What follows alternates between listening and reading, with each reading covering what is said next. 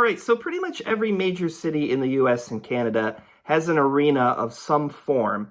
Whether you have a major sports team or not, you pretty much have to have an arena, and most cities do. So in this video, we're going to go over the 5 worst major city arenas in the US and Canada. Regardless if they have a major pro sports team playing in them or not, these are the arenas that serve major metropolitan areas. And I'll evaluate them based on several factors: appearance, age, accessibility, and a couple other things. So without further ado, let's get started. So first off, we have an arena that is just about to hit 50 years old, and that is Cincinnati's Heritage Bank Center. For a major city like Cincinnati to have their only main arena to be this old and in the appearance that it is pretty sad. This arena, and in turn the city, regularly misses out on major concerts due to this arena. I mean, if you want to compare this to nearby arenas such as Nationwide in Columbus, or even a little bit further, Rocket Mortgage Fieldhouse in Cleveland, this arena doesn't even come close. It's old, the outside looks old and tired, the inside is nothing impressive, and it's just not going to win out against nearby major metros. From what I can find, this arena has only been renovated one time in 50 years, and that was 27 years ago.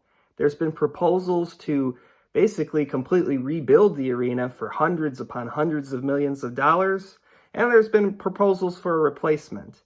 Now, regardless of what they do, I don't think Cincinnati would ever get an NHL or NBA team at this point. Cincinnati is a pretty flat growth city and metro, but regardless, a major city like Cincinnati needs a better arena than this. Next, we have an arena that is 41 years old. Now, to be fair, this one will be replaced soon. The Scotiabank Saddledome opened in 1983 with the goal of being a major part of the 1988 Olympic Games. For being the main arena and an NHL arena for a large Canadian city like Calgary, this arena is pretty bad. Okay, aside from the fact that it's 41 years old, the scoreboard's very small, and it's had issues with concrete crumbling from the roof.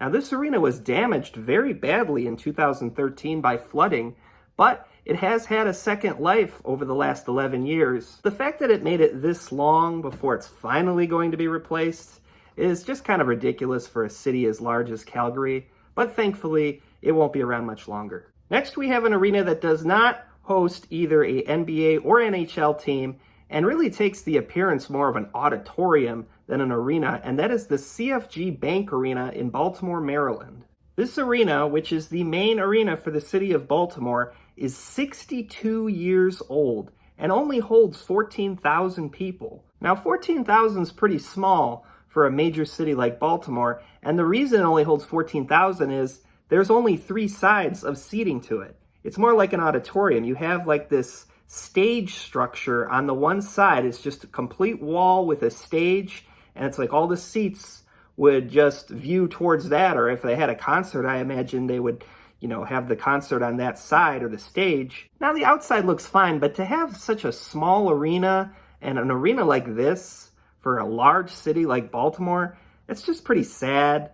Baltimore has lost a lot of population over the years, but there's no way that like the really, really big concerts in mass are going to be going to this arena over nearby Washington, D.C. I think 62 years is enough to say you got your money's worth out of this venue. It doesn't seem like there's any plans to replace this facility. Baltimore is definitely not the wealthiest city out there. I have been there before. It definitely is not. But to have an arena that basically amounts to being a large auditorium is kind of disappointing. Next, we have an arena that is too big and in the wrong location, and that is the Canadian Tire Centre in Ottawa, Ontario, Canada. So first of all, I don't know whose idea it was to have an arena that is over 18,000 in capacity in a city like Ottawa, because Ottawa is not like many American cities where there's just long stretches of population in town after town. Once you get out of like the main city area, there's pretty much not many people at all.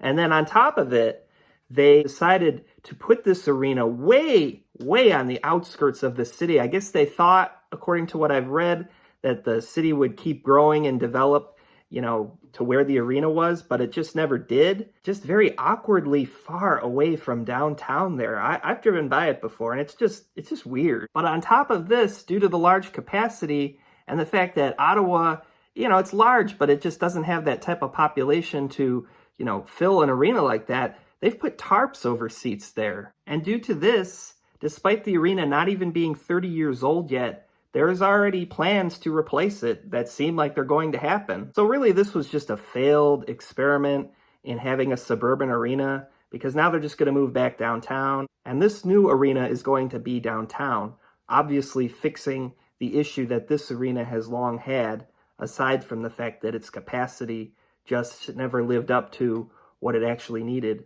Next, we have the KeyBank Center in Buffalo, New York. This home of the Sabres has never had a real renovation in the 28 years it's been around. It still has the original seats from when it opened, which is pretty terrible. The outside's ugly. And when you have other arenas like the Target Center in Minneapolis and Rocket Mortgage Fieldhouse in Cleveland undergoing massive renovations and looking much better than they used to, and this one still hasn't, it's a pretty bad look. I mean, get this. The team actually posts on their X account bragging that they're putting a new roof on the facility. So you're going to brag about having something that you basically have to have and renovating it that really doesn't do anything for the actual arena experience. I mean, that's pathetic. The owner is worth $7.6 billion, and his team plays in a piece of crap. All he would have to do is fork over a few $100 million, and this arena would probably be massively improved. But it just doesn't seem like it's going to happen. Buffalo isn't high growth or anything. It's lost a lot of people, so that might factor into it. I don't think they attract a ton of the really big concerts that like Toronto would. This one is just, it's got to be, I'm not a big hockey guy, but this has got to be one of the worst arenas in hockey as well. So let me know what you think. Do you think I got it right with these 5? Let me know what you think, and thank you so much for watching.